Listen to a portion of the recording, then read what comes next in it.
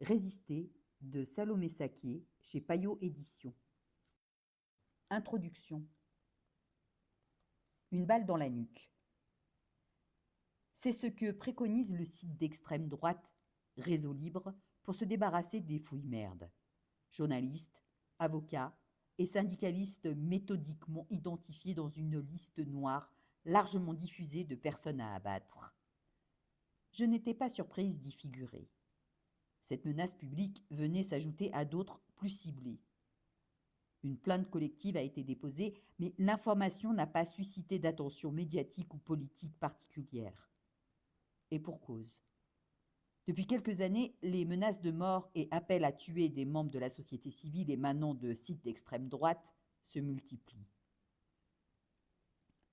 Les spécialistes de ce courant se sont peu à peu accoutumés à ces techniques mafieuses d'intimidation, à l'image d'Edoui Plenel, le fondateur de Mediapart, Pierre Plotu, journaliste d'investigation pour Libération, ou Djafer Aït-Aoudia, gravement menacé dans le cadre de l'une de ses enquêtes sur un candidat du Rassemblement national, RN. Idem pour la journaliste Nassira El Mouadem, présentatrice d'Arrêt sur Image, submergée d'insultes racistes et de menaces jusqu'à son domicile au printemps 2024.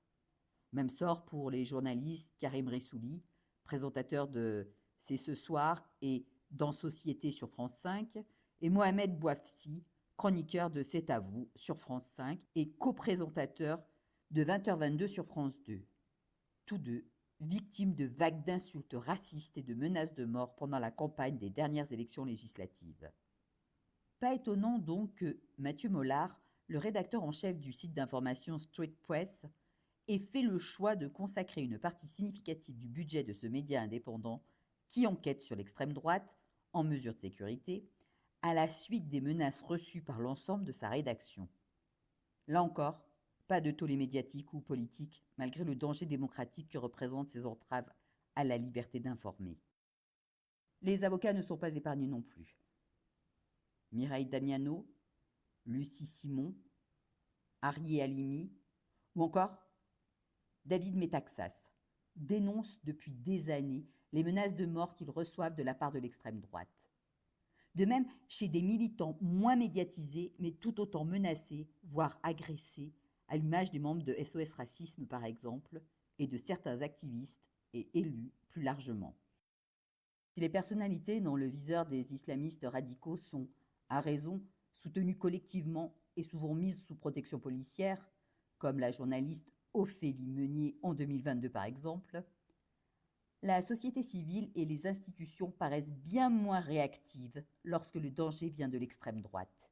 Et ce, en dépit d'une montée en puissance inquiétante depuis plusieurs années, au point d'être devenu le deuxième risque terroriste sur le sol européen, selon Europol.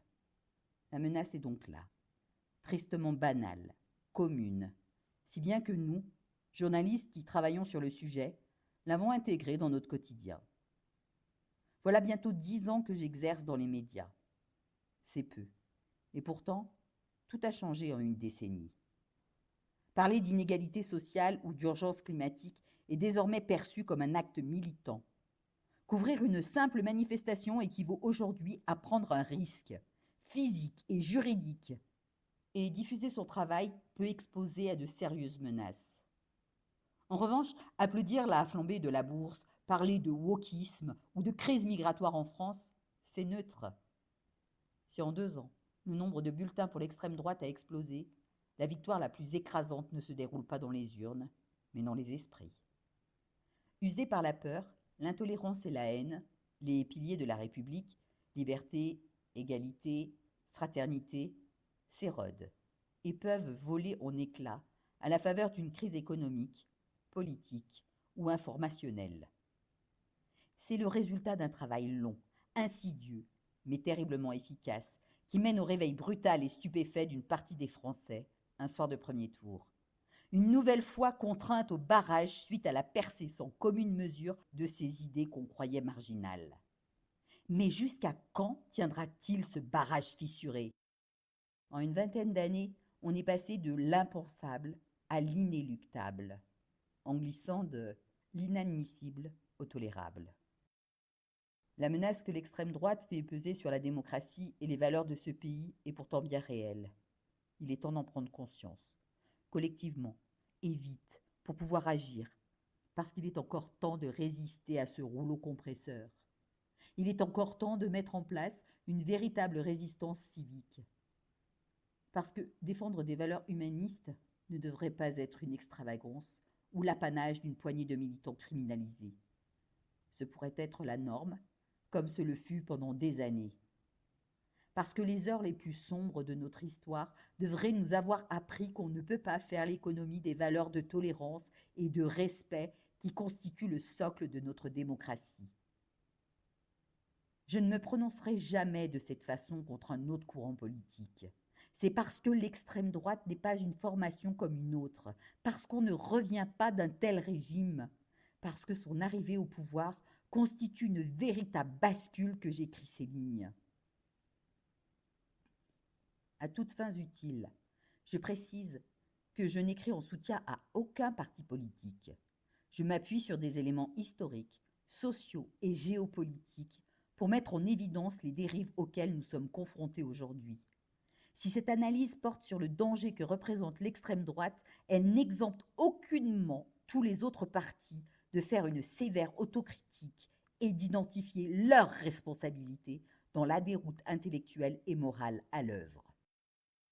Je veux simplement faire mon travail de journaliste, documenter l'histoire, le programme et l'action de l'extrême droite, qui, en dépit de ses affirmations, n'est pas juste un courant politique comme les autres.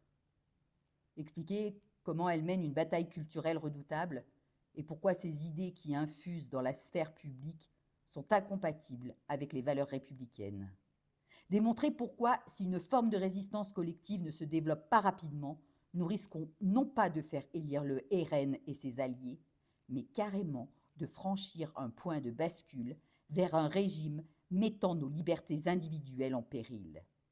Et parce que mes recherches ont aussi pour but de proposer des modes d'action à tous ceux qui se sentent démunis et impuissants dans la situation actuelle, j'esquisse des pistes de gestes et de réflexes qui, à plus ou moins grande échelle, peuvent participer à refonder le vivre ensemble et protéger la démocratie. J'ai l'audace de croire que ce n'est pas de l'idéalisme, que liberté, égalité et fraternité ne sont pas des signifiants vides de sens sur les façades de nos mairies, que la France est un pays où l'on défend la démocratie et l'information, pas un pays où on met une balle dans la nuque des journalistes. L'extrême droite est aux portes du pouvoir, dans les urnes comme dans les esprits. Ses thèmes sont narratifs et son vocabulaire s'impose.